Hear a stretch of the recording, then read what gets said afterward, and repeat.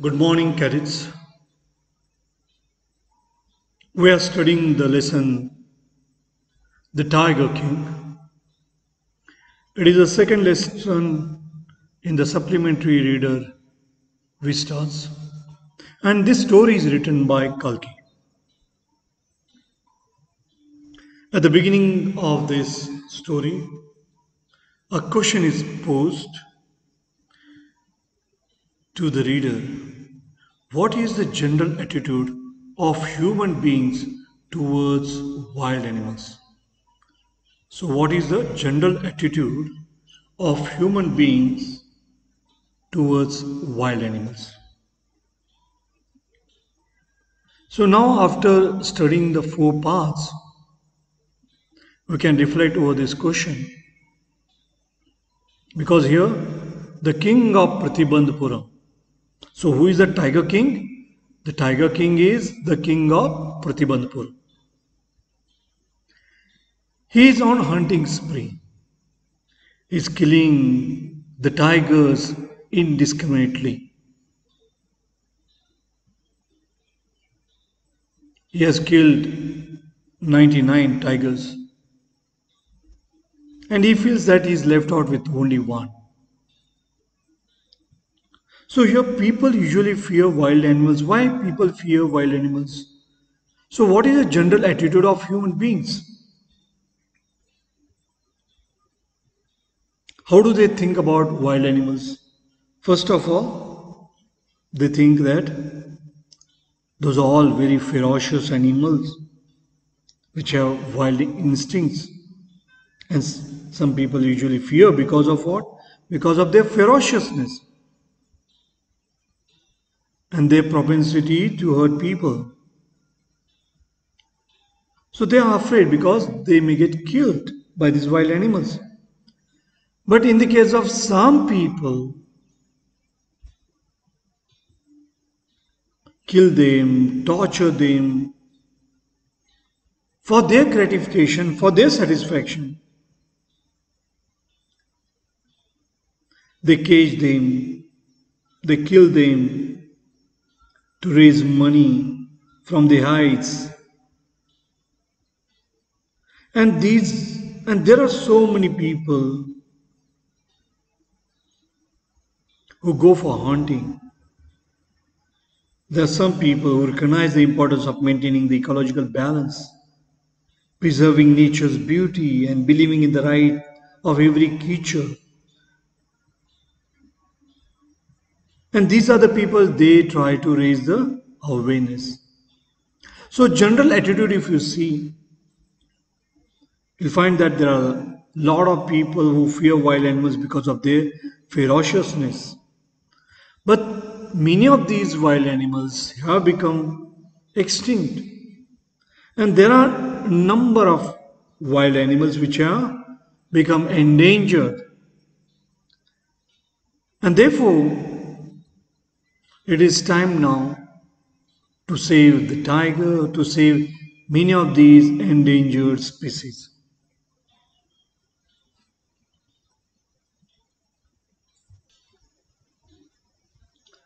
Let's move on to the fifth part of this story. And there's a question posed to us. How will the Maharaja prepare himself for the 100th tiger which was supposed to decide his fate? So think of this question before we go to the fourth part. Let's go to this fifth part. The Maharaja's anxiety. The Maharaja's anxiety, his worry has reached a fever pitch. And what does fever pitch means? Fever pitch refers to state of extreme excitement. So now here Maharaja is very much excited. Maharaja is very much disturbed. When there remained just one tiger to achieve, now he thought that he has killed 99 tigers, he is quite brave, and there is only one tiger to achieve its tally, count or total of 100. So in order to achieve the tally of 100 tiger, only one is remaining, and it's a full of excitement that he has reached. So a fever pitch. What is? So he's now agitated, he is now disturbed, he is now excited. So fever pitch refers to a state of extreme excitement. So Maharaja's worry, Maharaja's anxiety has reached fever pitch. When there was only one tiger to be killed. Because so far he has killed 99 tigers. He had this one thought during the day and the same dream at night.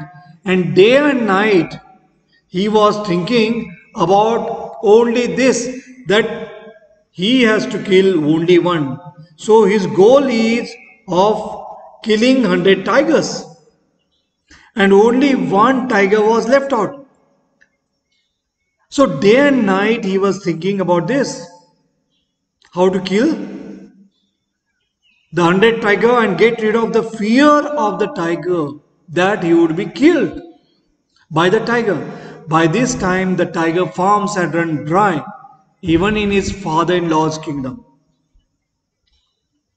Now what has happened by this time? What has happened? The population of the tiger had depleted even in the father-in-law's kingdom. It became impossible to locate tigers anywhere.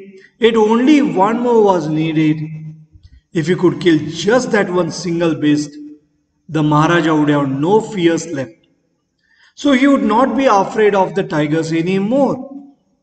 If he kills one single beast, wild animal, that is tiger, he could give up tiger hunting altogether, and then after that forever he can leave the hunting. Now what is left is only one tiger to be killed. But the worry was that the tiger population had got extinct in his kingdom as well as in his father-in-law's kingdom.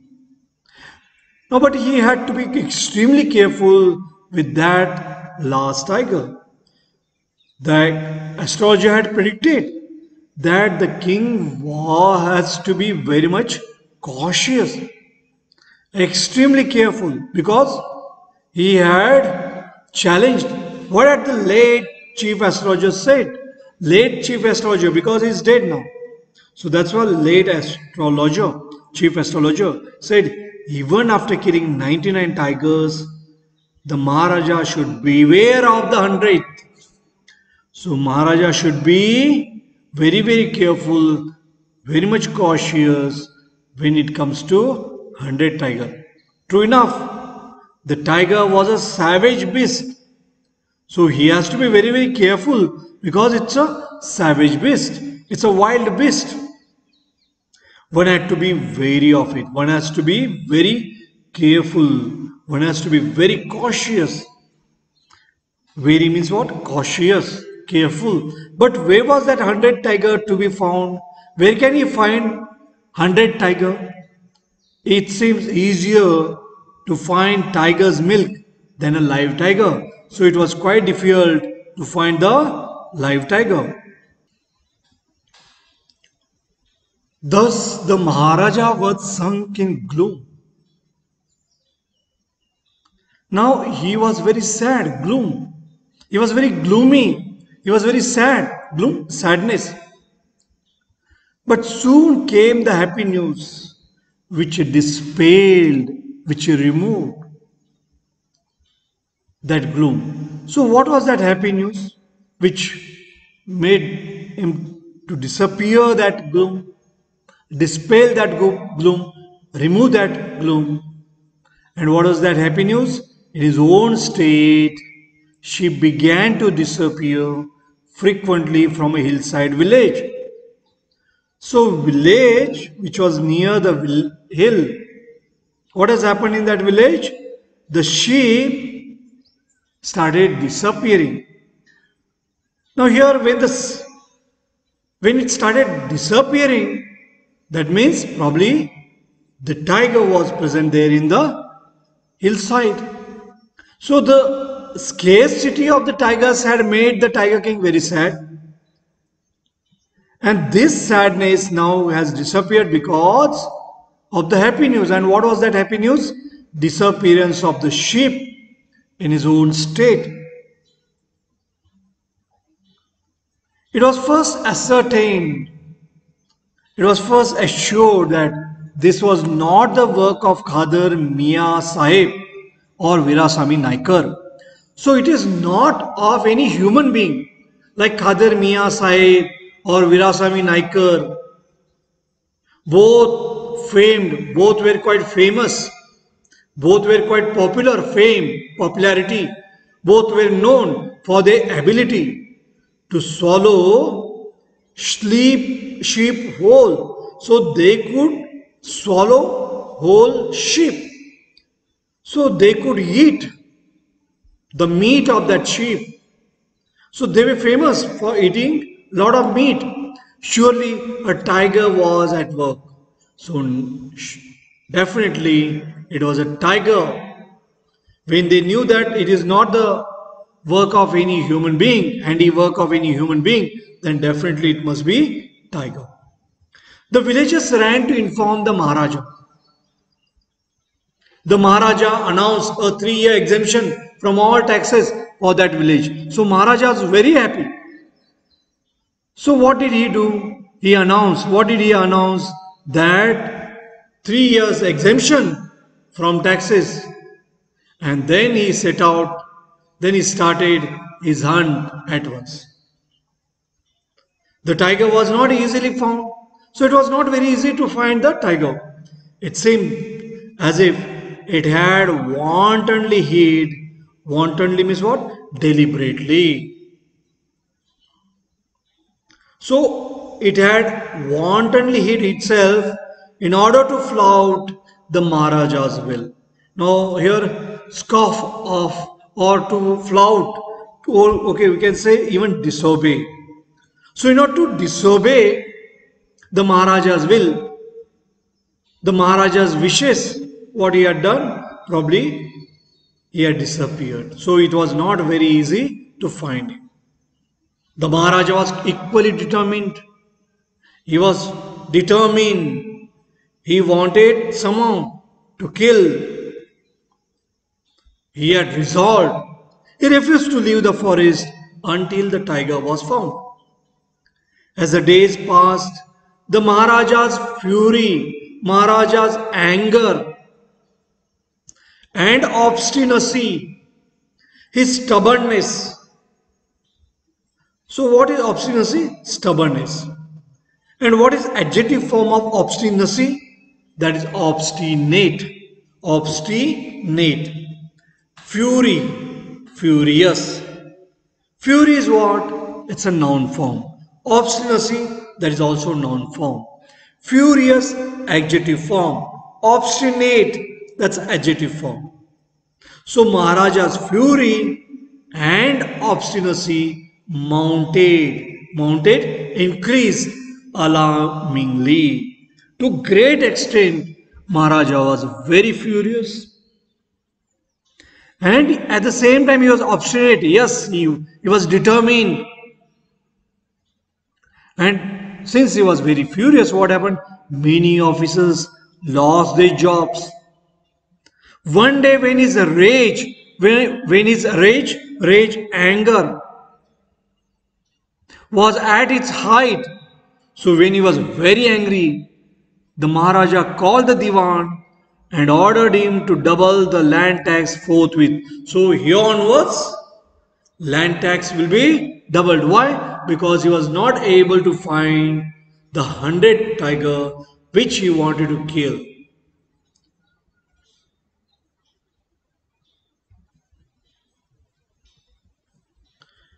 The Diwan tells the king that the people will become discontented, unsatisfied. People will be very unhappy.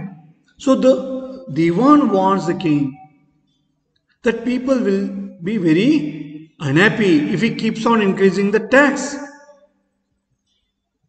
And then what will happen? Then our state too will fall a prey to the Indian National Congress.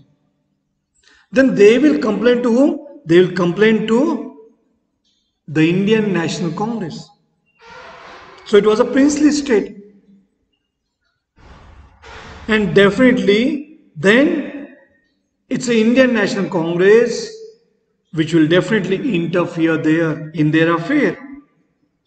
So the situation of discontent would lead to this. In that case, you may resign from your post. But the king, rather than listening to him, he says that if that is the case, then you better resign. And he has threatened Diwan that if you cannot solve the problem, then in that case, you resign. The Diwan went home convinced that if the Maharaja did not find the tiger soon, the results could be catastrophic. It could be disastrous. It could be very unfortunate for him. What would happen? He may lose his job. He may ask him to resign. He may throw him off from his post. He felt life returning to him only when he saw the tiger which had been brought from the People's Park in Madras and kept hidden in his house. So he felt that now it's all right. When he was able to get a tiger from the park and he kept it in his house, hiding. At midnight, when the town slept in peace, when everybody was asleep at midnight, the Diwan and his aged wife dragged the tiger to the car. So Diwan had to find the tiger. So what he has done? He has dragged the tiger to the car and shoved it into the seat. And he has pushed that tiger into the seat. So what they have done? They have dragged that out. Then they have pushed. Somehow they have managed to push it in the car. The Diwan was thoroughly exhausted. So he was completely tired. He was completely exhausted in his efforts to haul the beast, to pull the beast, to drag the beast out of the car and push it down to the ground. So it was a tiger from the park. On the following day, the same old tiger wandered into the Maharaja's presence and stood as if in humble supplication. So the next day what has happened? That old tiger came in front of the Maharaja. And when he was hunting, he came there in front of the Maharaja and he stood there very humbly, very politely, made a kind of plea there, supplication. Master, what do you command of me? Give me order. It was with boundless joy. The king was very happy, boundless. So unlimited joy was there. Why unlimited joy? Because he could see that there was the one tiger which he wanted to kill. And that tiger had come in front of him. And it just started walking there around him only as if he has surrendered to him, submitted to him. And what Maharaja does? It was with boundless joy that the Maharaja took careful aim at the beast. And when he has taken careful aim at the beast, the tiger fell in a crumpled heap. Then the tiger fell down and what is up? I have killed the undead tiger. He was very happy. My oath has been fulfilled. My oath, my promise, my oath has been fulfilled. So he has been able to achieve killing of 100 tigers. Because the astrologer had said that it is very difficult for you to kill the 100 tiger. The Maharaja was overcome with elation, with joy, he was excited with joy. He was overwhelmed with joy. He was overcome with elation, with joy. Ordering the tiger to be brought to the capital, so in grand procession, the Maharaja hastened away in his car. So what has happened? This tiger which was killed, that 100 tiger, Maharaja ordered that the tiger be brought to the capital in grand procession because he was able to kill 100 tigers and he was very happy with this development. Thank you. Goodbye.